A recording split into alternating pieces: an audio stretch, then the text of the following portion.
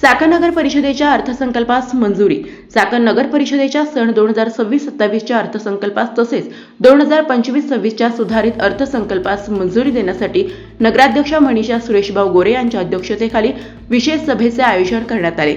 सदर अर्थसंकल्प मुख्याधिकारी डॉक्टर अंकुश जाधव यांचे मार्गदर्शनाखाली लेखा विभागामार्फत सादर करण्यात आला व तो सर्वानुमते मंजूर करण्यात आला। नगर परिषदेमार्फत नागरिकांना सुविधा देण्याकरिता शासनाचे भांडवली योजना तसेच सर्व विभागामार्फत प्राप्त सूचना लक्षात घेऊन सदर अर्थसंकल्प सादर करण्यात आला। नाली दुरुस्ती, नवीन रस्ते व विद्युत व्यवस्था यावर तत्परतेने कार्यवाही करण्याच्या सूचना संबंधित विभागांना देण्यात आल्या। तसेच जिल्हा वार्षिक योजनांच्या प्रलंबित कामांवर चर्चा करण्यात आली। चाकण नगर परिषदेमार्फत पुरवण्यात येणाऱ्या सेवा संबंधी शुल्क वाढीसाठी प्रस्ताव ठेवण्यात आले। सदर शुल्कवाढ नगर परिषदेच्या उत्पन्न वाढीसाठी अत्यंत आवश्यक असली तरी प्रस्तावित शुल्कवाढ जास्त असल्याच्या कारणाने त्यात उचित वाढ कराव्याचे सर्वानुमते चर्चेअंती ठरले।